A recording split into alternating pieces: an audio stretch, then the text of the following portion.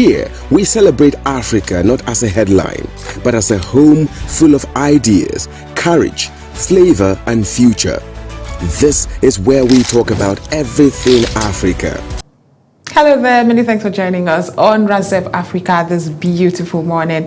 As you know, here on the show, we give you all you need to know about Africa, getting your breast with happenings across the continent and exposing those very important information and individuals doing their best to put this beautiful continent out there so that you and I can live the Africa of our dreams. But as you already know, here on the show, we start with the African news update, and today we begin in Madagascar, where the country's transitional leader, Michael Randrianirina, has appointed a new prime minister just days after dissolving government.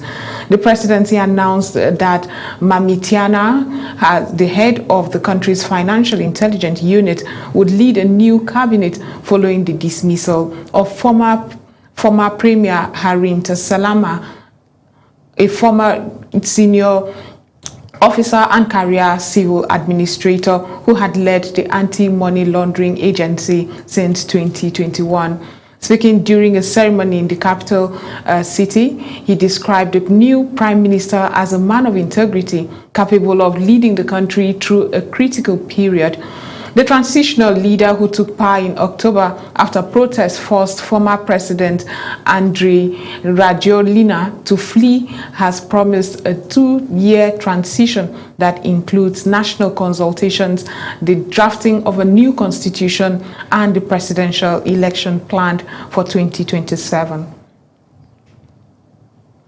Still talking elections, attention now turns to Republic of Congo, where voters headed to the polls over the weekend in a presidential election widely expected to extend the rule of incumbent Denis Sassou Nguesso. The 82-year-old leader is seeking another term that will prolong his more than 4 decades in power in the oil-rich Central African nation. Around 3 million citizens were registered to vote, but the main opposition remained divided, with several parties boycotting the elections and 2 prominent opposition figures currently in prison. Observers reported low turnout across the country, reflecting the limited competition in the race. Sassou Nguesso campaigned across the nation, urging citizens to vote and promised to continue development projects aimed to strengthening infrastructure and expanding agriculture and gas production. However, critics say economic growth has failed to reduce widespread poverty, with more than half of the population still living below the poverty line. In neighboring Uganda, political tensions remain high following January's disputed presidential election that kept longtime leader Yoweri Museveni in power. Opposition figures Bobi Wine, whose real name is Robert Kyagulanyi, says he has temporarily left the country after spending 2 months in hiding following the vote. Wine alleges widespread electoral fraud, says security forces restricted his campaign by blocking rallies and arresting supporters. In a video message posted online, the pop star turned politician said he had left Uganda for critical engagements abroad and promised to return to the continent with what he called the struggle for democracy. His departure amid reports that security forces had mounted roadblocks and raids in search of him, though authorities have not publicly stated what charges he may face. Turning to economy now, Senegal has narrowly avoided default after making a major debt repayment of nearly $471 million to international bond holders. The payment was facilitated through the Central Bank of West African State, which transferred funds to cover principal and interest on euro and dollar-dominated bonds. However, the payment has come at a significant cost. President Bassirou Faye's government has been forced to mobilize local financing after the International Monetary Fund suspended its program following the discovery of $13 billion in previously undeclared debt. The country is now facing growing protests, labor strikes, and delays in payment to several European lenders. raising concerns about deeper economic challenges ahead. From economic concerns to regional security, Rwanda has warned it could withdraw its troops from the anti-jihadist mission in northern Mozambique if funding for the operation is not secured.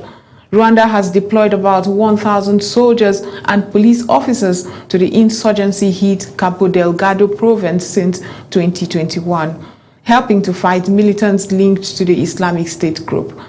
Rwandan officials say the mission has helped stabilize the region and protect large energy investment, including liquefied natural gas projects by companies such as Total Energies, Eni, and ExxonMobil.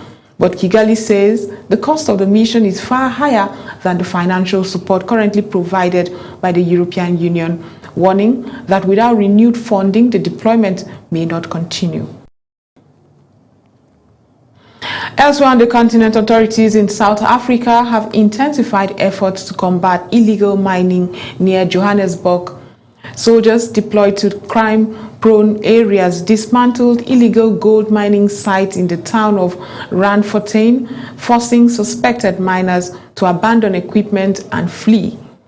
Illegal mining, often carried out by informal miners known locally as Zama-Zamas, has become a major challenge in the country, with authorities estimating around 30,000 mining operations across thousands of abandoned shafts. President Cyril Ramaphosa says security forces are working with prosecutors to dismantle criminal networks believed to be earning billions of dollars annually from illicit gold extraction. And finally, more than 50 African migrants, including 9 children, have been rescued from an overcrowded boat in the central Mediterranean Sea. The rescue was carried out by Italian humanitarian group Emergency NGO, whose life support ship located vessel drifting on international waters. The migrants, coming from countries including Nigeria, Senegal, South Sudan and Guinea, are being transported to the Italian port city of Civitavecchia.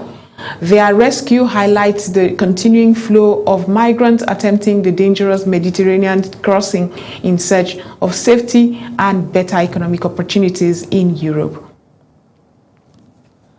That's it for the African News Update this morning. Welcome to Razep Africa, the heartbeat of the continent in one show.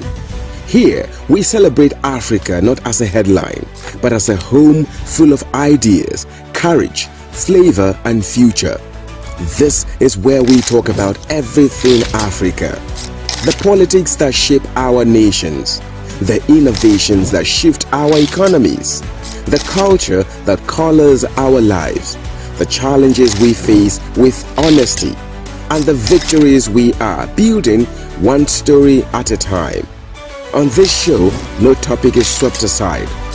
We are unfiltered and we are intentional.